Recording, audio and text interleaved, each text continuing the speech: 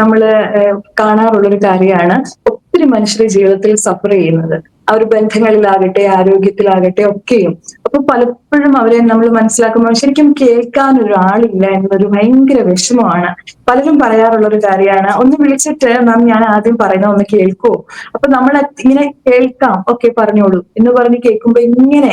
അപ്പൊ എന്താ പറയാ, ആ ഉം, അവിടെ പറയാനുള്ളൊരു കാര്യം, നമ്മളുടെ വീട്ടില് നമ്മളോടൊപ്പം ഉള്ള മനുഷ്യരില്ലേ, അവരെ കേൾക്കാൻ ഒന്ന് തയ്യാറായാൽ എത്രമാത്രം ആ ഒരു ജീവിതത്തിന് സുഖം ഉണ്ടാവും. നമ്മൾ കേൾക്കാൻ ഒരാളുണ്ടെന്നുണ്ടെങ്കിൽ they are half healed.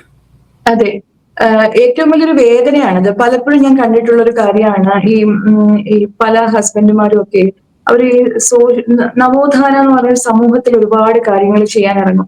പക്ഷെ ആ ചെയ്യാൻ ഇറങ്ങുന്ന സമയത്ത് അവരുടെ വീടുകളില് ഇച്ചിരി പ്രായമായ അമ്മമാരൊക്കെ ആകട്ടെ, ഇപ്പൊ റിട്ടയർഡ് ആയിട്ടുള്ള ആൾക്കാര്, അവര് ജോലിയൊക്കെ കഴിഞ്ഞിട്ട് അവരുടെ ഇഷ്ടങ്ങളിലേക്ക് അങ്ങനെ ഓരോ അമ്പല കമ്മിറ്റി, പള്ളി കമ്മിറ്റി, അല്ലെന്നുണ്ടെങ്കിൽ സമൂഹത്തിൽ എന്തെങ്കിലും കാര്യം. പക്ഷെ ആ വീട്ടിലിരിക്കുന്ന ഒരു അമ്മയുണ്ട്, ഒരുപാട് സ്ത്രീകളെ ഞാൻ കണ്ടിട്ടുണ്ട്, പ്രായമായ ഒരുപാട് അമ്മമാർ എന്നെ വിളിക്കാറുണ്ട്. അവരെ കേൾക്കാൻ ആരുമില്ല. എന്ന് വെച്ചാല് മക്കളെയൊക്കെ വിവാഹം കഴിച്ചയച്ചു, പിന്നെ എന്ത് ചെയ്യാനാ? ഒരു ജീവിതത്തിന്റെ ഒരു കാലം മൊത്തം നഷ്ടമായി. ഈ അവസാന സമയത്ത് അവർ എന്ത് ചെയ്യാനാ?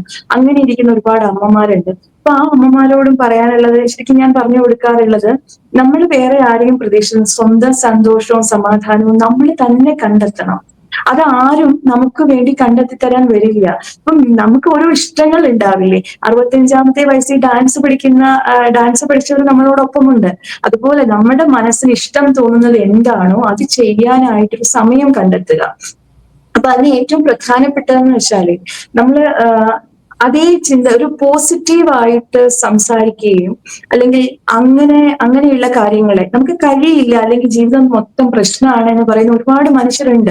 ഇപ്പൊ ഏതെങ്കിലും ഒരു കാര്യത്തിനെ കുറിച്ച് പറയണോ, ആണോ എനിക്കും അങ്ങനെയാ, അല്ലെങ്കിലും ഇപ്പോഴത്തെ കാലത്ത് ഇങ്ങനെയൊക്കെ പറയുന്ന മനുഷ്യരുണ്ടല്ലോ. അവരെ കേൾക്കാനും ഒക്കെ നിന്ന് കഴിഞ്ഞാൽ നമ്മുടെ ജീവിതം മുഴുവനും അത് തന്നെയായിരിക്കും. അവിടെ ശ്രദ്ധിക്കേണ്ട ഒരു കാര്യം എന്ന് പറഞ്ഞാൽ എനിക്ക് തോന്നിയിട്ടുള്ളത്, നമ്മളെ പഠിപ്പിച്ചിട്ടില്ല ആരും. എങ്ങനെ ചിന്തിക്കണം എന്ന് പഠിപ്പിച്ചിട്ടില്ല, എങ്ങനെ സംസാരിക്കണം എന്ന് പഠിപ്പിച്ചിട്ടില്ല. ആ ചിന്തകൾക്കും വാക്കുകൾക്കും ഒക്കെ എത്രയോ ജീവിതത്തിനെ മാനിഫെസ്റ്റ് ചെയ്തു തരാനുള്ള ഒരു കഴിവുണ്ട്. അപ്പൊ ഇത് അറിയാതെ ജീവിക്കുന്ന ഒരുപാട് മനുഷ്യരുണ്ട്. അപ്പൊ നമ്മൾ ചില ക്ലാസ്സുകളിലൊക്കെ പോകുന്ന സമയത്ത് ഒരു ആദ്യമായിട്ടാണ് ഇത് കേൾക്കുന്നത്. ഈ ചിന്തകൾ എന്ന് പറയുന്നത് ഒരു ദിവസം തന്നെ നമ്മളിൽ ഉണ്ടാകുന്ന 60,000 to 85,000 തോട്ട്സോളം ഉണ്ടാകാം. ആ തോട്ട്സിൽ നമ്മളൊന്ന് ഒബ്സർവ് ചെയ്താൽ മതി. കൂടുതലും നെഗറ്റീവായ തോട്ട്സ്, റിപ്പീറ്റഡ് ആയിട്ടുള്ള തോട്ട്സ്, ഇതൊക്കെ തന്നെയാണ് നമ്മളിൽ വരുന്നത്. ഇങ്ങനെ ചിന്തിക്കുന്ന ഒരു വ്യക്തിയുടെ, അതായത് ഈ ഓരോ ചിന്തയും ഊർജമാണ്. അതുപോലെ തന്നെ നമ്മൾ പറയാറുണ്ട്, ഈ ഊർജം ആദ്യം നമ്മളുടെ ഉള്ളിലാണ് സൃഷ്ടിക്കപ്പെടുന്നത്. എന്ത് കാര്യവും സൃഷ്ടിക്കണമെങ്കിൽ നമ്മളുടെ ഉള്ളില് അതിസൂക്ഷ്മ രൂപത്തിലും പിന്നീട് സൂക്ഷ്മ രൂപത്തിലും പിന്നെ സ്ഥൂലത്തിലും വരികയാണ്. എനർജി അങ്ങനെയാണ് മാനിഫെസ്റ്റ് ചെയ്യുന്നത്. അപ്പോൾ പ്രശ്നം സോൾവ് ചെയ്യണം, എനിക്ക് സൊല്യൂഷൻ വേണം എന്നാണ് എല്ലാവരുടെയും ആഗ്രഹം. പക്ഷെ ചിന്തിച്ചുകൊണ്ടിരിക്കുന്നത് എന്താ? പ്രശ്നങ്ങളെ കുറിച്ച് മാത്രമാണ്. അപ്പൊ ഈ പ്രശ്നത്തിനകത്ത് കിടക്കുന്ന ഒരു വ്യക്തിക്ക് ഒരിക്കലും ഒരു സൊല്യൂഷൻ ഉണ്ടാക്കാൻ പറ്റില്ല. അപ്പൊ ഇന്ന് ഈ ഏറ്റവും കൂടുതൽ നമ്മളുടെ ഓരോ വീഡിയോസ് ഒക്കെ കണ്ടിട്ട് ഒരുപാട് പേര് വിളിക്കും. ആ വിളിക്കുന്നവരോട് നമ്മൾ സംസാരിക്കുമ്പോഴും അവരുടെ പ്രശ്നം എന്താന്ന് വെച്ചാൽ, എവിടെയാണോ അവർക്ക് പ്രശ്നമുള്ളത് അതിനെക്കുറിച്ച് മാത്രം ചിന്തിക്കും, അതിനെക്കുറിച്ച് സംസാരിക്കും. അങ്ങനെ ഇരിക്കുമ്പോ നമ്മുടെ ഒരു എനർജി ഫ്രീക്വൻസി എപ്പോഴും ആ ഒരു തലമാണ്. അപ്പൊ നമ്മളിലേക്ക് വരുന്നത് ഒരു നെഗറ്റീവ് ആയിട്ടുള്ള ഒരു ലോവർ വൈബ്രേഷണൽ ഫ്രീക്വൻസിയിലാണ് നമ്മൾ ഉള്ളത്. അവിടെ മനസ്സിലാക്കേണ്ട ഒരു സത്യമുണ്ട്, ഈ പ്രപഞ്ചത്തിന് ചില നിയമങ്ങളുണ്ട്. ആ നിയമങ്ങൾക്കനുസരിച്ചിട്ടല്ലേ നമ്മുടെ ജീവിതം എന്ന് പറയുന്നത്. ഇപ്പം വീടിനാണെങ്കിലും നമ്മൾ ഒരു ചെറിയ, ഈ യൂണിവേഴ്സിലെ ഏറ്റവും ചെറിയൊരു ഇൻസ്റ്റിറ്റ്യൂഷൻ പോലെയാണല്ലോ നമ്മളുടെ വീട്. ആ വീട്ടിലും ചില നിയമങ്ങളില്ലേ? രാവിലെ എഴുന്നേൽക്കുന്നത്, നമ്മുടെ ഞാൻ ബ്രേക്ക് ചെയ്ത് ചോദിക്കട്ടെ. ഇപ്പൊ അങ്ങനെയുള്ള, ഇപ്പൊ എനിക്കും ആ ഒരു എക്സ്പീരിയൻസ്. ഒത്തിരി ആൾക്കാര് ചുമ്മാ വിളിച്ചിട്ട് അവരുടെ കുടുംബകാര്യങ്ങളും എല്ലാം പ്രശ്നങ്ങളും എല്ലാം അങ്ങ് പറയും. അപ്പം എനിക്ക് ചില കേസുകളിലൊക്കെ ഇങ്ങനെ തോന്നിയിട്ടുണ്ട്, അത് ഒത്തിരി നെഗറ്റീവ് നമ്മളിലേക്ക് ഇതാവുന്നതായിട്ട് തോന്നുന്നു. അങ്ങനെയുള്ള ഒരു അവസ്ഥയിൽ നമ്മൾ എന്താണ് അവിടെ ചെയ്യേണ്ടത്? അതെന്ന് പറഞ്ഞാല്, ഇപ്പൊ നമ്മളുടെ മുൻപിൽ ഒരു വ്യക്തി സംസാരിക്കുമ്പം സിമ്പിൾ ആയിട്ട് മനസ്സിലാക്കാൻ പറ്റും. ഒരാൾക്ക് ഭയങ്കര സന്തോഷത്തോടെ സ്നേഹത്തോടെ സംസാരിക്കണമെന്ന് വെച്ചോ, അപ്പൊ അത് നമ്മളും ഹാപ്പിയാകും. അത് എന്തുകൊണ്ടാണെന്ന് വെച്ചാൽ നമ്മളുടെ ബ്രെയിനിൽ മിറർ ന്യൂറോൺസ് ഉണ്ട്. മിറർ ന്യൂറോൺസ് എന്ന് പറയുന്നത് ഇത് നമ്മളുടെ മുമ്പിലുള്ള വ്യക്തിയുടെ ഇതിനെ കോപ്പി ചെയ്യും, മിററിങ് ചെയ്യും. അതാണ് ബ്രെയിനിൽ ഇപ്പൊ അതിനനുസരിച്ചിട്ടുള്ള, അതാണ് സിനിമ കാണുമ്പോഴും സീരിയൽ കാണുമ്പോഴും ഒക്കെയും ആ ഇമോഷൻസ് നമ്മളുടേതായി മാറുന്നത്. അപ്പൊ നമ്മൾ മറന്നു പോവുകയാണ്. ഞാൻ ഒന്നുകൂടെ വ്യക്തമാക്കിയത് പറയാം. എന്നോട് ഇത് ഞാൻ എവിടെയും പറഞ്ഞിട്ടില്ല, പക്ഷെങ്കില് പറഞ്ഞേ മതിയാവുമെന്ന് എനിക്ക് തോന്നുന്നു. കാരണം ഒത്തിരി പേര് എൻ്റെ അടുത്ത് സംസാരിച്ചിട്ട് പറയുന്നുണ്ട്, എൻ്റെ അടുത്ത് സംസാരിക്കുമ്പോൾ എന്തോ അവർക്ക് കിട്ടുന്നുണ്ട്, some kind of a healing or I don't know what they call it. എന്നിട്ട് അവർക്ക് ഒരു ചെറിയൊരു റിലീഫ് കിട്ടുന്നുണ്ട്. ചിലർക്ക് സ്പിരിച്വൽ ആംഗിളിൽ വരുന്നുണ്ട്, അവർക്ക് സ്പിരിച്വൽ എക്സ്പീരിയൻസ് ഉണ്ടാവുന്നുണ്ട് എൻ്റെ ഇത് കാണുമ്പോഴും എന്നോട് സംസാരിക്കുമ്പോഴും ഒക്കെ. അപ്പൊ അവരോടൊക്കെ ഞാൻ പറയുന്നത്, ഞാൻ വെറും ഡമ്മിയാണ്, ഞാൻ എന്നെ കൊണ്ട് ആരോ എന്തോ ഇത് ചെയ്യിപ്പിക്കുന്നു, ഞാനിത് ചെയ്യുന്നേ ഉള്ളൂ, ഞാൻ ഡമ്മിയാണ്. പക്ഷെങ്കില് അവിടെ എന്താണ് നടക്കുന്നതെന്ന് രഞ്ജുവിന്റെ ആ ഒരു സൈക്കോ സ്പിരിച്വാലിറ്റി ആംഗിളിലൊന്ന് പറഞ്ഞു തന്നാ കൊള്ളാം. പറയാം. അതായത് ഇത് ബ്രെയിനിന്റെ തലത്തിൽ വർക്ക് ചെയ്യുന്ന ഇതാണ്. ഇപ്പൊ നമ്മളിലുള്ള ഇമോഷൻസ്, നമ്മൾ പറയും ഇമോഷൻസ് എന്ന് പറയുന്നത് പകർച്ചവ്യാധിയാന്ന് പറയും. നമ്മളിൽ എന്ത് ഇമോഷൻ ആണോ ഉള്ളത് കുറച്ചു സമയം നമ്മളുടെ മുമ്പിലിരിക്കുന്ന വ്യക്തിയിലേക്ക് നമ്മളത് ട്രാൻസ്ഫർ ചെയ്യുന്നുണ്ട്. അതാണ്. അപ്പൊ തിരിച്ചുകൊണ്ട് ഇപ്പൊ കൂടുതൽ പോസിറ്റീവ് എനർജി കൂടുതൽ ആരിലാണോ, എനർജി നെഗറ്റീവ് ആണെങ്കിലും പോസിറ്റീവ് ആണെങ്കിലും ഉയർന്നിരിക്കുന്നത് ആരാണോ അവരിൽ നിന്ന് താഴെയുള്ള ആ വ്യക്തിയിലേക്ക് പോവുകയാണ്. ഇപ്പൊ നമ്മള് ഒരു സൈക്കോളജിസ്റ്റ് ആയിട്ട് പറയുകയാണെന്നുണ്ടെങ്കിൽ നമ്മൾ കേൾക്കുന്നത് ഒന്നും നല്ലതല്ല. നമ്മളെല്ലാവരുടെയും പ്രശ്നങ്ങളാണ് കേൾക്കുന്നത്, അല്ലാതെ ആരും നല്ലത് പറയാൻ വേണ്ടിയല്ല വിളിക്കുന്നത്. അപ്പൊ ഈ കേട്ട് എന്താ, പല സൈക്കോളജിസ്റ്റുകളുടെയും ജീവിതത്തിൽ പ്രശ്നങ്ങളുണ്ട്. അതെന്തുകൊണ്ടാന്ന് വെച്ചാൽ തെറാപ്പി ഉപയോഗിച്ച് അവർക്ക് പ്രശ്നങ്ങൾ സോൾവ് ചെയ്യുന്നുണ്ട്, പക്ഷെ അവരെ ക്ലെൻസ് ചെയ്യുന്നില്ല. ഈ എനർജി തലത്തിലേക്ക് ഇത് ബാധിക്കുന്നുണ്ട്, നമ്മളുടെ ഊർജ മണ്ഡലത്തിലേക്ക്. ഈ ഇമോഷൻ എന്ന് വെച്ചാൽ തന്നെ എനർജി ഇൻ മോഷൻ എന്നാണ്. ഊർജത്തിന്റെ ചലനമാണ് നമ്മളിൽ ഉണ്ടാകുന്ന ഓരോ വികാരങ്ങളും. അപ്പൊ ആ മുമ്പിലിരിക്കുന്ന വ്യക്തി, അത് ന്യൂറോപ്ലാസ്റ്റിസിറ്റി എന്നൊക്കെ നമ്മൾ പറയാറുണ്ട്. അപ്പൊ ആ ട്രാൻസ്ഫർ ചെയ്യുന്നത് നമ്മളിലേക്ക് അത് സ്വാംശീകരിക്കും. അപ്പൊ എപ്പോഴും നമ്മൾ ആരോട് സഹകരിക്കുന്നു എന്നുള്ളത് വിഷയമാണ്. ഇപ്പൊ കുറേ സംസാരിക്കുന്ന മനുഷ്യരില്ലേ, കുറേ നെഗറ്റീവ് ആയിട്ടുള്ള കാര്യങ്ങൾ, കുറേ ഗോസിപ്പ് പറയുന്ന മനുഷ്യര്, നമ്മൾ ചുമ്മാതിരുന്നാൽ പോലും ആ എനർജി നമ്മളിലേക്ക് വരും. അവിടെയാണ് എനർജി തലത്തിൽ പ്രവർത്തിക്കേണ്ടതിന്റെ ആവശ്യകത. അതാണ് ഓറ പ്രൊട്ടക്ഷൻ ചെയ്യണം എന്ന് പറയുന്നതും, നമ്മളുടെ എനർജിയെ നമ്മൾ അതിനെ കെയർ ചെയ്യണം എന്ന് പറയുന്നതും. ഒരു പല മെത്തേഡുകളുണ്ട്. ഇപ്പൊ നമ്മൾ ഉപയോഗിക്കുന്ന ട്രൈ ഫ്ലെയിം ഹീലിംഗ് മെത്തേഡ്, അതുപോലെ ട്രൈ ഫ്ലെയിം, 3 ഫ്ലെയിമുകൾ ഉണ്ട്. ആ 3 ഫ്ലെയിം, ട്രൈ ഫ്ലെയിം. അപ്പൊ ആ 3 ഫ്ലെയിം ഉപയോഗിച്ച് ക്ലെൻസ് ചെയ്ത്, ഹീല് ചെയ്ത്, സ്റ്റെബിലൈസ് ചെയ്ത് നമ്മളുടെ അൺവാണ്ടഡ് എനർജിയെ എർത്തിലേക്ക് ചാനൽ ചെയ്യും, ഗ്രൗണ്ട് ചെയ്യും. ആ ഗ്രൗണ്ടിങ് വളരെ പ്രധാനമാണ്. ഈ എനർജിയിൽ പ്രശ്നം ഉണ്ടാകുന്നു എങ്കിൽ നമ്മൾ ആദ്യം ശ്രദ്ധിക്കേണ്ടത് ഗ്രൗണ്ടിങ് ആണ്. ആ ഗ്രൗണ്ട് ചെയ്യണം എന്നുണ്ടെങ്കിൽ ഏത് എനർജിയും, നമ്മുടെ എനർജി ഫീൽഡിലേക്ക് എക്സ്ട്രാ എനർജി, നെഗറ്റീവ് എനർജി, അല്ലെങ്കിൽ വേറൊരാളുടെ എനർജി ഒക്കെ വരുന്നുണ്ടെങ്കിൽ അതിന് പറയാറില്ലേ പണ്ട്, ചെരുപ്പിടാതെ കുറച്ചു നേരം നടക്കണം. ആ നടക്കുന്നത് എർത്തിങ് ആണ്. എർത്തിങ് ചെയ്യുന്ന പോലെ നമ്മുടെ മനുഷ്യ ശരീരത്തിലെ ആ എനർജിയെ താഴേക്ക് ഗ്രൗണ്ട് ചെയ്യപ്പെടുകയാണ് ചെയ്യുന്നത്. അതുപോലെ തന്നെ നേച്ചറുമായിട്ട് കണക്ട് ചെയ്യണം, ചെടികളുടെ ഇടയ്ക്ക്, അങ്ങനെ ആ ഒരു ഗ്രീനറിയുമായിട്ട് കണക്ട്, അവിടെയെല്ലാം നമുക്കിവിടെ എർത്തിങ് നടക്കും. അതുപോലെ തന്നെ പഞ്ചഭൂത തത്വങ്ങള്, നമ്മളുടെ ശരീരം സൃഷ്ടിച്ചിരിക്കുന്നതും ഈ പ്രപഞ്ചം സൃഷ്ടിച്ചിരിക്കുന്നതും ഈ പഞ്ചഭൂത തത്വങ്ങളിലാണ്. അതിനകത്തെ നമ്മൾ പറയുന്ന എർത്ത് എലമെന്റ്, ഭൂമി തത്വം, അത് പ്രധാനമാണ്. അപ്പൊ എർത്തിങ് ചെയ്യാൻ വേണ്ടിയിട്ട് നമുക്ക് കാൽപാദങ്ങളെ തറയിൽ ഉറപ്പിച്ചു നിർത്താം. ആ നിർത്തിയിട്ട് നമ്മൾ വിഷ്വലൈസ് ചെയ്യേണ്ടത് all energies from all unwanted energies from my body, അത് ആ മദർ എർത്തിലേക്ക് അതിങ്ങനെ പോകുന്നതായിട്ട് വിഷ്വലൈസ് ചെയ്യുക. അതുപോലെ നമ്മുടെ കാൽപാദങ്ങൾ ഉറപ്പിച്ച് I am stable, affirmations use ചെയ്യാം.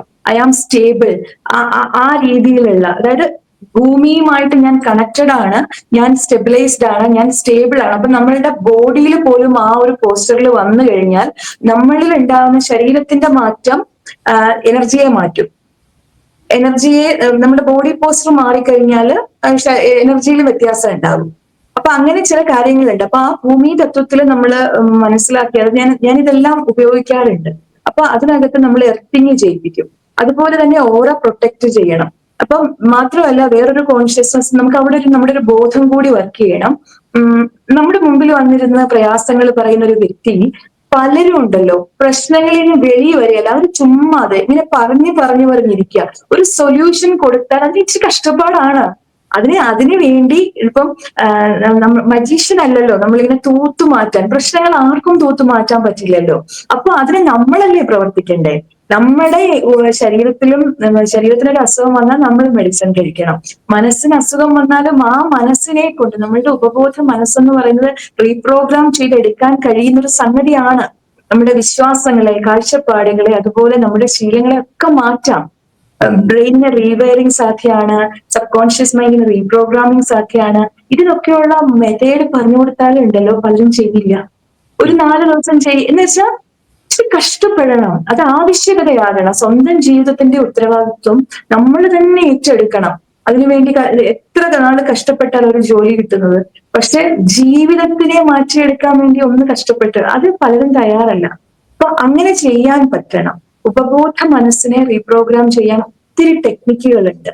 നമ്മളപ്പോ അതൊക്കെ ഓരോ തെറാപ്പി ആയിട്ടും ടെക്നിക്സ് ആയിട്ടും നമ്മളത് പറഞ്ഞു കൊടുക്കാറുണ്ട്.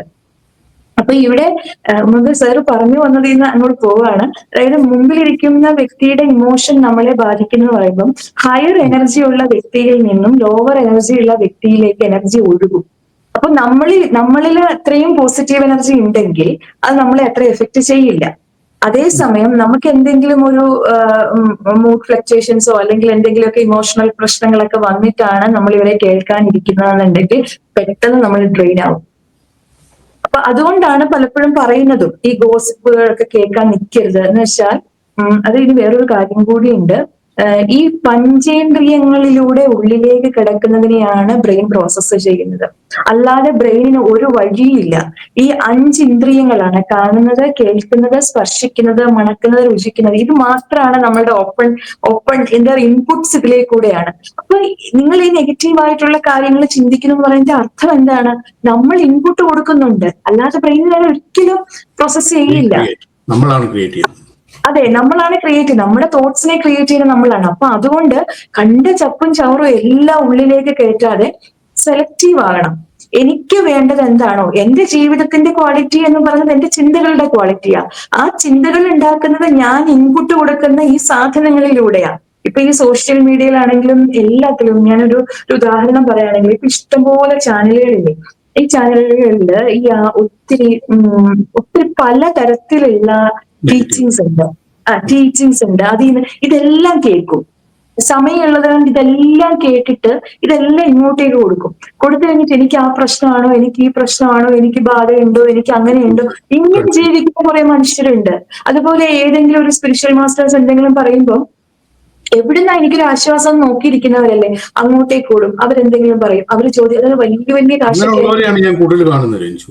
എന്റെ അടുത്ത് വരുന്ന ഒത്തിരി ആൾക്കാർ, എനിക്ക് അവരുടെ സംസാരം കേൾക്കുമ്പോ തന്നെ എനിക്കറിയാം അവര് ഹോബേഴ്സ് ആണ്. ഈ പൂമ്പാറ്റ പല പോയി ഇത് കുടിക്കുന്നവരെ, എന്നാൽ ഒന്നിലും അങ്ങോട്ട് എക്സ്പെർട്ടൈസ് ആവുന്നുമില്ല. പല ആൾക്കാരുടെ അടുത്തും ഞാനിപ്പോ ആദ്യം ചോദിക്കും ഇതിനു മുമ്പ് എന്തെങ്കിലും ചെയ്തിട്ടുണ്ടോ? ഒന്നും ചെയ്തിട്ടില്ല എന്ന് പറയും. ഇപ്പൊ ജനിച്ച പോലെ സംസാരിക്കും. എന്നിട്ട് നമ്മളിങ്ങനെ ഓരോന്ന് കുത്തി ചോദിക്കുമ്പോൾ ഞാൻ ബ്രഹ്മകുമാരീസിൽ പോയിട്ടുണ്ട്, ഞാൻ അവിടെ പോയിട്ടുണ്ട്, ഞാൻ ഇവിടെ പോയിട്ടുണ്ട്, ഇതെല്ലാം വരും. അപ്പൊ ഇതിന്റെ എല്ലാം കൂടെ ഒരു കൺഫ്യൂസ് സ്റ്റേജിലായിരിക്കും ഇവർ വരുന്നത് തന്നെ. പിന്നെ പല ആൾക്കാരും അൺസയന്റിഫിക് ആയിട്ട് യോഗയെ പ്രാക്ടീസ് ചെയ്യിപ്പിച്ച് ഇവരെ ഒരു മെന്റൽ സ്റ്റേറ്റിലാക്കിയിട്ടാണ് വിടുന്നത്. ഞാൻ അങ്ങനെയുള്ള പല ആൾക്കാരെയും കണ്ടിട്ടുണ്ട്, സംസാരിച്ചിട്ടുണ്ട്.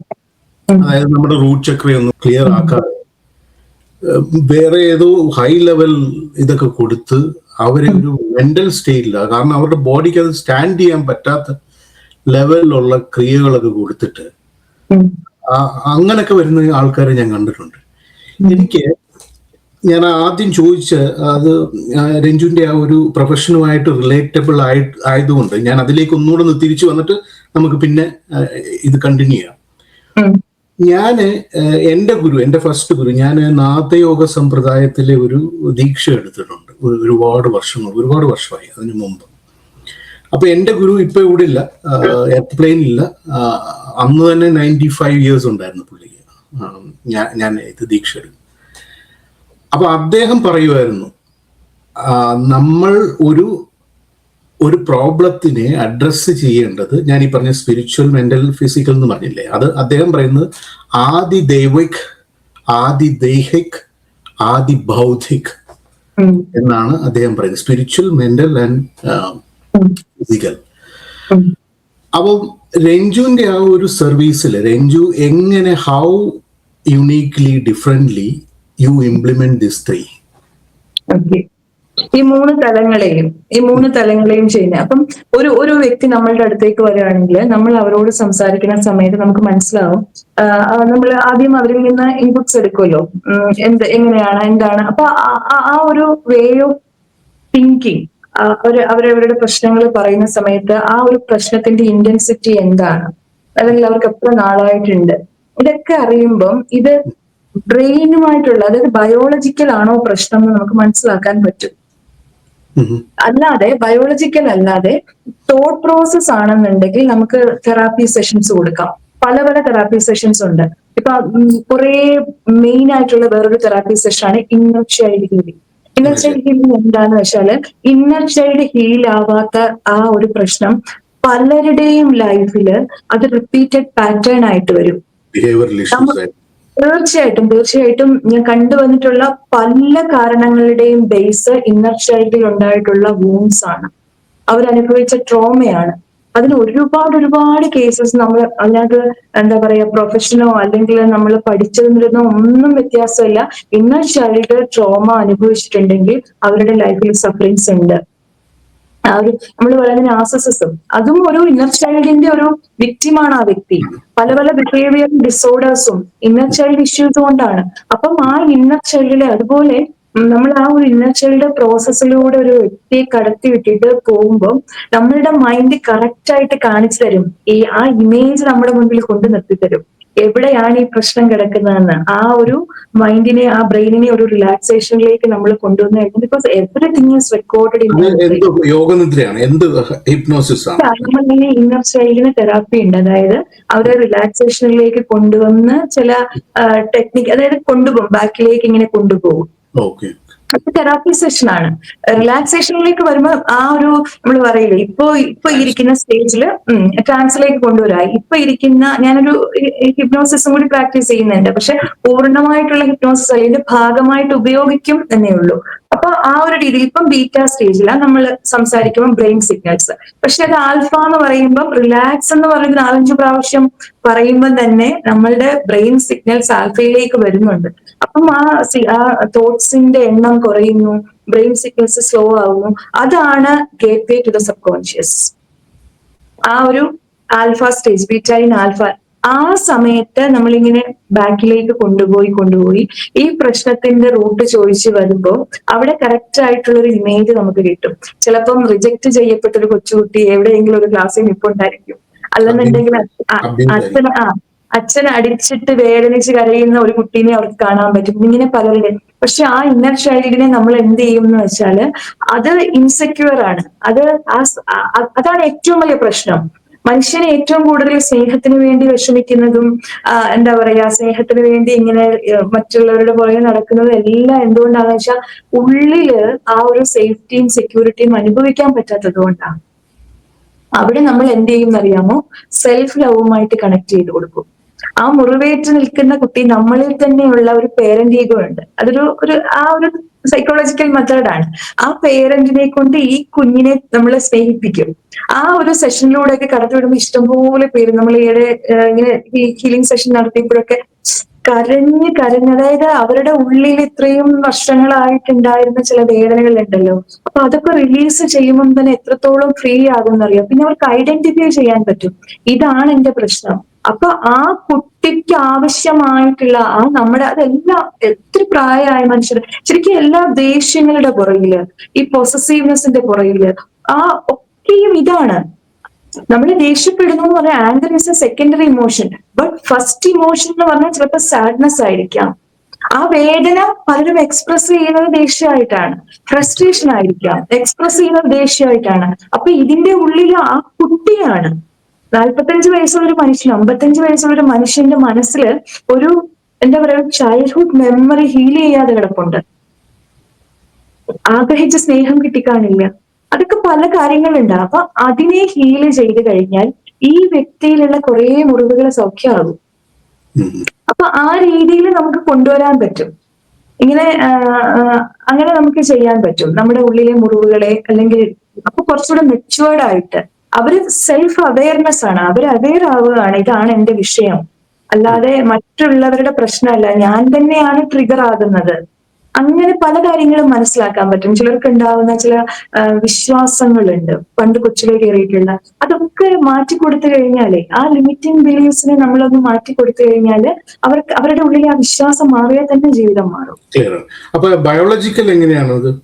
ബയോളജിക്കലി അസസ് ചെയ്യുന്ന സമയത്ത് നമുക്ക് ആ ഒരു പ്രശ്നം പറയില്ലേ, പലപ്പോഴും ഡിപ്രഷൻ ആകാം, ആൻസൈറ്റി ആകാം, അല്ലെന്നുണ്ടെങ്കിൽ ചില പേഴ്സണാലിറ്റി ഡിസോർഡേഴ്സ് ആവാം, ബിഹേവിയറൽ ഡിസോർഡേഴ്സ് ആകാം. ഇതൊക്കെ നമ്മൾ അവരോട് സംസാരിച്ചു, അതിന് നമുക്ക് നമ്മൾ ഓരോന്നിനും ഓരോ മെത്തേഡിന് ഓരോ ഇതുണ്ട്. നമ്മൾ എങ്ങനെയാണ് അവരെ പ്രീവിയസ് ലൈഫുമായിട്ട് കണക്റ്റഡ് ആണ്. പ്രീവിയസ് ലൈഫുമായിട്ട് കണക്ഷൻ ഉണ്ടാവും. എന്ന് വെച്ചാല് ഇപ്പം നമ്മൾ പറയില്ലേ വളരെ നല്ല മനുഷ്യരാണ്, വളരെ നല്ല മനുഷ്യരുണ്ട്, അതുമായിട്ടും ചില കണക്ഷൻ ഉണ്ട്. പക്ഷെ അവരുടെ ജീവിതത്തിൽ അവർക്ക് ദുരിതം മാത്രമാണ്. ഈ ജന്മം അവർ അതൊന്നും ചെയ്തിട്ടില്ല, പിന്നെ എന്തുകൊണ്ട് എന്നൊരു ചോദ്യം വരും. അവിടെയാണ് പക്ഷെ നമ്മൾ ആർജിച്ച ആ ഒരു സഞ്ചിത കർമ്മം അതിനൊരു കാരണമാകുന്നു എന്ന് നമുക്ക് പലപ്പോഴും അങ്ങനെ എത്തേണ്ടി വരുന്നത് അതുകൊണ്ടാണ്. ചില രോഗങ്ങള്, എന്തുകൊണ്ട് ചില മനുഷ്യർക്ക് ചില രോഗങ്ങള്, അത് അതൊക്കെ ഒരു സഫറിങ്സിലൂടെ കടന്ന ചില ഭയങ്ങള്, ഇപ്പം അങ്ങനെയൊക്കെയുള്ള ചില സ്വഭാവങ്ങളുണ്ട്. ഇതൊക്കെ ചിലപ്പോ ആ ഒരു പ്രീവിയസ് ക്യാരി ചെയ്യുന്നതാണ്. സോളിന്റെ ജേർണിയിൽ നമ്മൾ വിചാരിക്കുന്നത് ഇപ്പൊ നമ്മൾ വന്നു എന്നല്ലേ, പക്ഷെ സോള് എത്രയോ കടന്നിട്ട് ഒരു കണ്ടിന്യൂഷൻ മാത്രമല്ലേ. അപ്പൊ അവിടെ നിന്ന് ആ ഒരു DNA ലെവൽ ക്ലെൻസിങ് സാധ്യമാണെന്നാണ് പറയുന്നത്. സാധ്യമാണ്. DNA ലെവൽ ക്ലെൻസിങ് നമുക്ക് അതിന് ആ ആ ഒരു അതും തെറാപ്പിയായിട്ട് നമുക്ക് കൊടുക്കാൻ പറ്റും. ഇപ്പം ഒരുപാട് റിസർച്ചസ് കണ്ടുപിടിക്കുക ഇപ്പൊ നടത്തുന്നുണ്ട് ഇങ്ങനെ ചെയ്യാൻ പറ്റുന്നത്.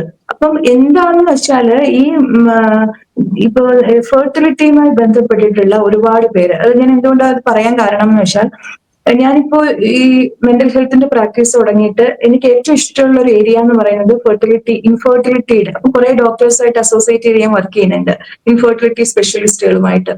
മെഡിക്കൽ സയൻസ് നോ എന്ന് പറഞ്ഞ കേസസ്, അതായത് ജനറ്റിക്കലി പ്രോബ്ലം ഉണ്ട്, കുഞ്ഞിന് ജനിക്കാൻ പറ്റില്ല എന്ന് പറഞ്ഞ കേസസ് നമ്മൾ ഈ മെന്റൽ ഹെൽത്തും അത് കൂടുതൽ ഇങ്ങനെ ആയുർവേദവുമായിട്ട് ബന്ധപ്പെട്ടിട്ടാണ്. ഈ ആയുർവേദം കൂടെ ആ ട്രീറ്റ്മെന്റും അവരുടെ ശരീരത്തിനെയും നമ്മൾ ഈ മനസ്സിന് ആവശ്യമായിട്ടുള്ള തെറാപ്പീസ് ഒക്കെ കൊണ്ട് അത്ഭുതങ്ങൾ ഞങ്ങൾ കണ്ടിട്ടുണ്ട്. ശരിക്കും അത്ഭുതങ്ങള് എന്ന് വെച്ചാൽ ഒത്തിരി പേരുണ്ട് നമ്മൾ അത് അവരുടെ ആ ഒരു ജീവിതത്തിലെ അനുഭവങ്ങൾ പറയാൻ പറ്റുന്ന ഒരുപാട് പേര്. ഇപ്പൊ പല ഹോസ്പിറ്റൽസുമായിട്ട് എനിക്ക് അസോസിയേഷൻ ഉണ്ട്. കണ്ണൂര് താലോലം ഫെർട്ടിലിറ്റി സ്പെഷ്യാലിറ്റി ഉണ്ട്, വൈദ്യമന്ദിരമുണ്ട് തൃശ്ശൂര്, അതുപോലെ കായംകുളത്ത്, ചെന്നൈയിൽ, ഇവിടെയൊക്കെയുള്ള ഡോക്ടേഴ്സ് എന്ന് പറഞ്ഞാൽ ആയുർവേദ ഡോക്ടേഴ്സ് ആണ്. പക്ഷെ അവരുടെയൊക്കെ മുൻപിൽ ഇങ്ങനെയുള്ള അനുഭവങ്ങൾ ഒരുപാട് ഉണ്ടാവുന്നു. പക്ഷെ മനസ്സ് പ്രധാനമാണ്. നമ്മൾ മനസ്സിനെ എടുക്കുമ്പോൾ അതുപോലെ അവരിൽ ഉണ്ടാകുന്ന ചില ഭയങ്ങളുണ്ട്. ഇപ്പൊ ഒരുപാട് ഇപ്പം പ്രഗ്നന്റ് ആയിട്ട് അബോർട്ട് ആയി പോകുന്ന പല കേസസും ഉണ്ടല്ലോ. ഇവര് കാണുന്നത് ഈ ഈ ബ്ലീഡിങ് അല്ലെങ്കിൽ ആ കുഞ്ഞിനെ എടുത്ത് കളയുന്നത് പലപ്പോഴും ബാത്റൂമുമായിട്ട് അല്ലെങ്കിൽ ഏതെങ്കിലും ഒരു റൂമുമായിട്ടൊക്കെ ബന്ധപ്പെട്ടിട്ടായിരിക്കും കണക്ട് ചെയ്ത് കിടക്കുന്നത്. ആ ഭയം ഇത് ഇവരിൽ ട്രോമയാകും. പിന്നീട് പലരും പറയാറുണ്ട് ബാത്റൂമിൽ പോകാൻ പേടിയാണ്, പക്ഷെ നമ്മൾ ചോദിച്ചു വരുമ്പം ഇവർക്കുണ്ടായിട്ടുള്ള അബോർഷൻ കേസ് അത് പോയിട്ടുള്ളത് അവർ കണ്ടത് അവിടെ വെച്ചാണ്. ഇത് ക്ലിയർ ചെയ്യണം, മനസ്സിൽ ഇത് ക്ലിയർ ചെയ്ത് ഈ ഭയത്തിനെ മാറ്റി കൊടുത്ത് കഴിഞ്ഞു കഴിയുമ്പോൾ ചിലപ്പം അവരുടെ ബോഡി ഓക്കെ ആവും. Because body stores all memories.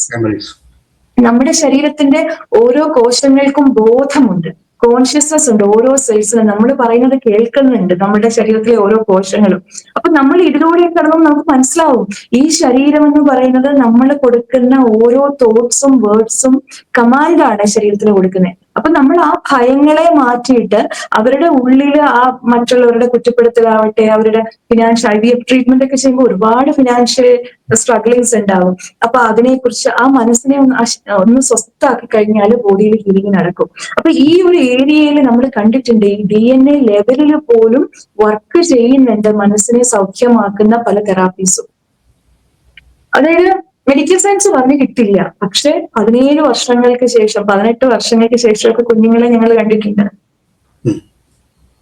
അങ്ങനെയൊക്കെയുള്ള കേസസിൽ മനസ്സും ശരീരവും ഭയങ്കര കണക്റ്റഡ് ആണ്.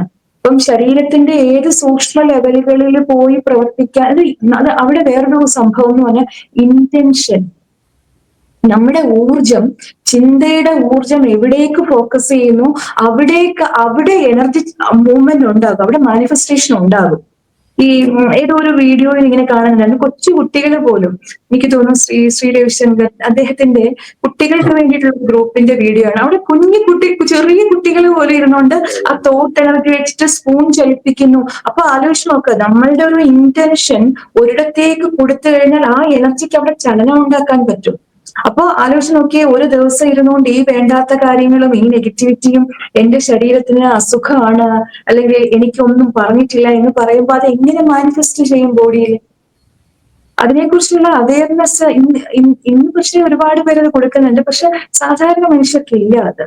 ഒരുപാട് പേര് ഇതറിയാതെ നെഗറ്റിവിറ്റിയിൽ കിടന്ന്, വിഷമത്തിൽ കിടന്ന് ഒത്തിരി പേരുണ്ട്. അപ്പൊ ഇതൊക്കെ ജനങ്ങളിലേക്ക് എത്തിക്കുക എന്നുള്ളത് വളരെ പ്രധാനപ്പെട്ട ഒരു കാര്യമാണ്. നമ്മൾ ചെയ്യാൻ ശ്രമിക്കുന്നതല്ല, നമുക്കൊരു പരിധി ഉണ്ടല്ലോ. ഈ ഒരു നമ്മുടെ ശരീരത്തിനെ കുറിച്ചും മനസ്സിനെ കുറിച്ചും ഒക്കെയുള്ള അറിവുകൾ ഇനി ലോകത്തിലുള്ള സകലതിനെ കുറിച്ചും നമുക്കറിയാം. പക്ഷെ നമുക്ക് നമ്മളെ അറിയില്ല, നമ്മളുടെ മനസ്സിന്റെ ശക്തിയെ കുറിച്ച് അറിയില്ല. ആ മനസ്സുപയോഗിച്ച് ശരീരത്തിനെ, നമ്മളുടെ ബ്രെയിനിനെ എങ്ങനെ പ്രവർത്തിപ്പിക്കണം എന്ന് അറിയില്ല. ഇതൊന്നും അറിയില്ല, പക്ഷെ ബാക്കി എല്ലാ കാര്യങ്ങളെ കുറിച്ച് നമുക്കറിയാം. പക്ഷെ അതിന് ഇപ്പൊ നമ്മൾ ചെയ്യുമ്പോൾ ഇതിനെ പഠിച്ച് ഇതിനു വേണ്ടിയിട്ട് ഒരു ദിവസം മൊത്തം അവരുടെ എനർജിയും ടൈമും ഒക്കെ സ്പെൻഡ് ചെയ്യുന്നത്, നമുക്ക് ചെറിയ ഫീസ് പറഞ്ഞാൽ പോലും തരാൻ പറ്റാത്ത മനുഷ്യരുണ്ട്. ഇല്ലാഞ്ഞിട്ടല്ല, പക്ഷെ അത് എന്തുകൊണ്ടാണെന്ന് വെച്ചാലേ, സെൽഫ് ഇൻവെസ്റ്റ്മെന്റ് ആണ് പ്രധാനം.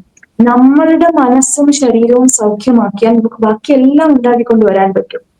അതുപോലെ അതൊരു മൈൻഡ് സെറ്റുമാണ്. എല്ലാം ഫ്രീ കിട്ടുന്നിടത്തേക്ക് ആൾക്കാർ പോകും. നമ്മുടെ മനോഭാവം, നമ്മളൊരു കാര്യം സ്വീകരിക്കുമ്പോൾ നമ്മളുടെ ഒരു മൂല്യം കൊടുത്തിട്ട് അത് സ്വീകരിച്ചാലാണ് അതിന് വർത്ത് ഉണ്ടാവുന്നത്. അപ്പോഴാണ് നമുക്ക് അത് എഫക്റ്റീവായിട്ട് ഉപയോഗിക്കാൻ പറ്റും. ആ ഒരു മൈൻഡ് സെറ്റും ഉണ്ട്. ഒരു സ്കാർസിറ്റി മൈൻഡ് സെറ്റിൽ നിന്നും ഒരു അബൻഡൻസ് മൈൻഡ് സെറ്റിലേക്ക് വരണം എന്നുണ്ടെങ്കിൽ നമ്മൾ സ്വീകരിക്കുന്ന ഓരോന്നിനും ഒരു മൂല്യം കൊടുക്കാൻ, അത് എന്തിനാണെങ്കിലും അത് നമുക്ക് കഴിയുകയും കൂടി ചെയ്യണം. അപ്പൊ ഇങ്ങനെയുള്ള കുറെ കാര്യങ്ങൾ നമ്മളുടെ മനസ്സ് ഉപയോഗിച്ച് ശരീരത്തിൽ മാറ്റം വരുത്താൻ പറ്റും. അതിന് അതിലെ ഒരു നമ്മൾ പറയില്ലേ, വിത്ത് വിതയ്ക്കുന്നതിന് മുൻപ് ആ തലം വൃത്തിയാക്കണം എന്ന്. അതുപോലെ മനസ്സിലേക്ക് പുതിയ ലക്ഷ്യങ്ങളും ഒക്കെ കൊടുക്കുന്നതിന് മുൻപ് മനസ്സിലിരിക്കുന്ന ആ തലം വൃത്തിയാക്കണം. അത് വൃത്തിയാക്കണം എന്നുണ്ടെങ്കിൽ ആവശ്യമില്ലാത്ത മനുഷ്യരോടുള്ള ഫൊർഗീവ് ചെയ്യാൻ പറ്റാത്തവര്, പലരോടുള്ള ഗ്രഡ്ജസ് ഇങ്ങനെ മനസ്സിൽ സൂക്ഷിച്ച് സൈക്കോസൊമാറ്റിക് ഡിസീസ് ആവും അത്. നമ്മൾ കാണുന്ന ശരീരം മൊത്തം വേദന, എവിടെ ചെക്ക് ചെയ്യുമ്പോൾ ഒന്നുമില്ല, പക്ഷെ എനിക്ക് നടക്കാൻ വയ്യ, എനിക്ക് മേലിന് വേദന, ഇറ്റ്സ് സൈക്കോസൊമാറ്റിക്. ഇതിന്റെ കാരണം എന്താ? അന്വേഷിച്ച് ചെല്ലുമ്പോൾ അറിയാം, പൊറുക്കാൻ പറ്റില്ല, മറക്കാൻ പറ്റില്ല. ക്യാൻസർ ഒക്കെ അങ്ങനെയൊക്കെയുള്ള അതെ സ്റ്റഡീസ് നടത്തിയിട്ടുണ്ട്. ക്യാൻസർ പേഷ്യൻസിൽ ഒരുപാട് ദേഷ്യം, stubbornness. അത് എന്തുകൊണ്ടാണെന്ന് വെച്ചാൽ, നമ്മൾ റീസെന്റ് സൈക്കോളജിക്കൽ സ്റ്റഡീസ് തന്നെ നമ്മൾ ക്യാൻസർ പേഷ്യൻസിൽ നടത്തിയിട്ടുണ്ട്. സ്വന്തം ശരീരത്തിനോട് വെറുപ്പ് വെക്കുന്ന വ്യക്തികളിൽ, അല്ലെങ്കിൽ മറ്റുള്ളവരോടുള്ള വെറുപ്പ് സൂക്ഷിക്കുന്ന വ്യക്തികളിലൊക്കെയും അത് എന്താണെന്ന് വെച്ചാൽ അതിന്റെ സയൻസ് ഇതാണ്. നമ്മൾക്കൊരു ദേഷ്യം ഉണ്ടാകുമ്പോൾ നമ്മളൊരു വ്യക്തിയെ കുറിച്ച് ആലോചിക്കുമ്പോൾ ആ വ്യക്തി അന്ന് ചെയ്തിട്ടുള്ള ആ കാരണങ്ങൾ ഇങ്ങനെ വരിക. ആ കാരണങ്ങൾ വരുമ്പോൾ അന്ന് അനുഭവിച്ച അതേ ഇമോഷനിലൂടെ നമ്മൾ ഇപ്പോഴും കടന്നു പോവുക നമ്മുടെ ബ്രെയിൻ. ബിക്കോസ് ബ്രെയിനിന് റിയാലിറ്റി എന്താണ്, ഇമാജിനേഷൻ എന്താണ്, നമ്മൾ ചിന്തിച്ചു കൂട്ടുവാണെന്നോ അല്ലെങ്കിൽ യാഥാർത്ഥ്യം എന്താണെന്നോ തിരിച്ചറിയില്ല. അപ്പം ബ്രെയിൻ എന്ത് ചെയ്യും? അന്നുണ്ടാക്കിയ അതേ സ്ട്രെസ് കെമിക്കൽസ്, കോർട്ടിസോൾ, അഡ്രിനാലിൻ, അതുപോലെ തന്നെ നമ്മളുടെ മൊത്തം സിസ്റ്റത്തിനെയുമാണ് ആ സ്ട്രെസ് ബാധിക്കുന്നത്. അത് ആർക്കാ കേട്? ഫൊർഗീവ് ചെയ്യാൻ പറയുന്നത് അതാ, പോയിസൺ കുടിക്കാൻ, സ്വയം പോയിസൺ കുടിക്കുന്നതിന് തുല്യമാണ് ഈ ദേഷ്യം മനസ്സിൽ വെച്ചുകൊണ്ട് നടക്കുന്നത്, മറ്റുള്ളവരോടുള്ള വെറുപ്പ്. അപ്പൊ നമ്മൾ ആദ്യം ചെയ്യുന്നത് ക്ലെൻസിങ് പ്രോസസ്സാണ്. മനസ്സിനെ ക്ലെൻസ് ചെയ്ത് ഫൊർഗീവ് ചെയ്യിപ്പിക്കാനുള്ള ആ ഒരു അവയർനെസ് കൊടുത്തിട്ട് ഗ്രാറ്റിറ്റ്യൂഡ് പ്രാക്ടീസ് ചെയ്യും. ഗ്രാറ്റിറ്റ്യൂഡിന് ഒരു സയൻസ് ഉണ്ട്. ഗ്രാറ്റിറ്റ്യൂഡ് ചുമ്മാതെ പറയുന്ന താങ്ക് യു എന്ന് പറയുന്ന വാക്കല്ല. ആ ഗ്രാറ്റിറ്റ്യൂഡ് പറയുന്ന സമയത്ത് നമ്മളുടെ ബ്രെയിനിൽ ഉണ്ടാവുന്ന മാറ്റം, എനർജിയിൽ ഉണ്ടാവുന്ന മാറ്റമുണ്ട്. അപ്പൊ അത് പ്രാക്ടീസ് ചെയ്യിപ്പിച്ച്, ബിക്കോസ് തോട്ട് പ്രോസസ് തന്നെ ഷിഫ്റ്റ് ചെയ്യുകയാണ് ഗ്രാറ്റിറ്റ്യൂഡ് പ്രാക്ടീസിലൂടെ. ബോഡിയിൽ ഉണ്ടാവുന്ന കെമിക്കൽസ്, ഹാപ്പിനെസ്, സെറോട്ടോണിൻ ഒക്കെ ഉണ്ടാവുകയാണ്, അത് ഹാപ്പിനെസ് കെമിക്കൽസ് ആണ്. അപ്പൊ അത് ചേഞ്ച് ചെയ്യും ഗ്രാറ്റിറ്റ്യൂഡ് പ്രാക്ടീസിലൂടെ. ബിലീഫ് സിസ്റ്റം വളരെ ഇമ്പോർട്ടന്റ്. അതൊക്കെ ശരിക്കും ഡീറ്റെയിൽ ആയിട്ട് മനസ്സിലാക്കേണ്ട കാര്യമാണ്. ഒരു മനുഷ്യന്റെ ബിലീഫ് സിസ്റ്റം എങ്ങനെയാണ് അതിന്റെ ജീവിതമായിട്ട് മാറുന്നത്, അതിന്റെ പരാജയങ്ങളും വിജയവും തീരുമാനിക്കുന്നത് വളരെ ഇമ്പോർട്ടന്റ് ആണ്. വിശ്വാസം. അപ്പൊ അതിൽ പുതിയ വിശ്വാസങ്ങളെ കൊടുത്തുകൊണ്ട് നമ്മൾ അങ്ങനെ ചെയ്യും. ആദ്യം നിലം വൃത്തിയാക്കും ഈ രീതിയിലൂടെ. അതിനുശേഷം അവരുടെ ഗോൾസ് സെറ്റ് ചെയ്യിപ്പിക്കും. നമ്മുടെ എല്ലാവരുടെ ജീവിതത്തിനും ഒരു ലക്ഷ്യമുണ്ടെന്നും ആ സോൾ ഒരു പർപ്പസിന് വേണ്ടിയിട്ടാണ് വന്നതെന്നും ആ ഒരു അവയർനെസ് തലത്തിലേക്ക് അവരെ കൊണ്ടുപോയിട്ട് നമ്മൾ ആ രീതിയിലേക്ക് ആ ഗോൾസ് ഒക്കെ സെറ്റ് ചെയ്യിപ്പിച്ച് പിന്നെ ഒരു ഡെയിലി ചെയ്യേണ്ട ചില കാര്യങ്ങൾ, അഫർമേഷൻസ് ആകാം, മെഡിറ്റേഷൻസ് ആകാം, വിഷ്വലൈസേഷൻ ആകാം, അങ്ങനെ കുറെ മെത്തേഡുകൾ കൊടുത്തുകൊണ്ട് നമ്മളിങ്ങനെ കൊണ്ടുപോകും. ആ രീതിയിലാണ് തോട്ട് പ്രോസസ് കറക്ഷൻ ഒക്കെ ചെയ്യുന്നത്. പിന്നെ കുറച്ചും കൂടി അവയർനെസ് ലെവൽ ഉള്ളവർക്ക് ഈ ഹീലിംഗ് മെത്തേഡ് കൊടുക്കും. ശരി. രഞ്ജു, എനിക്കറിയാം രഞ്ജു ഒരു മാനസ സരോവർ കൈലാസ യാത്രയുടെ ഇതിലാണ് ഇപ്പൊ നിൽക്കുന്നതെന്ന് എനിക്കറിയാം. അപ്പോൾ എനിക്ക് വേറൊരു സബ്ജക്റ്റിന്റെ ഒരു ത്രെഡ് ഞാൻ തന്നിട്ട് നമുക്കിവിടെ ക്ലോസ് ചെയ്യാം. ത്രെഡ് ഇതാണ്: ഈ നമുക്കുണ്ടാകുന്ന ഈ ഡിസീസ് എന്നൊക്കെ പറയുന്നത് അതൊരു മെട്രിക്സ് ആണോ? ഇതിനു മുമ്പ് ഞാൻ പല ആൾക്കാരുടെ അടുത്ത് അത് ചോദിച്ചിട്ടുണ്ട്. അത് ബേസ് ചെയ്യുന്നത് എൻ്റെ ഒരു തോട്ട് പോയത് അനിത നൂർജാനിയുടെ ആ ഒരു കേസാണ്. അനിത നൂർജാനി 4th ലെവൽ ക്യാൻസർ ഇതിൽ വന്ന് ബോഡിയിൽ നിന്ന് എക്സിറ്റായി, സോൾ എക്സിറ്റായി, പരലോകത്തെല്ലാം പോയി, മാസ്റ്റേഴ്സിനെയും പിതൃക്കന്മാരെയൊക്കെ കണ്ടു എന്നൊക്കെ പറഞ്ഞു. തിരിച്ചു വന്ന് ബോഡിയിൽ കയറിയത് കംപ്ലീറ്റ് ഹീൽഡ് ആയിട്ടാണ്. Complete healed. അപ്പൊ ഈ രോഗമെന്ന് പറയുന്നത് അതെന്താണ്? അതൊരു മെട്രിക്സ് ആണ്. ഇതാണ് എന്റെ ത്രെഡ്. നമുക്ക് രഞ്ജു കൈലാസത്തെയും തിരിച്ചു വന്നിട്ട് നമുക്കത് സംസാരിക്കാം. ഇന്നിവിടുന്ന് നിർത്തുന്നു. Thank you.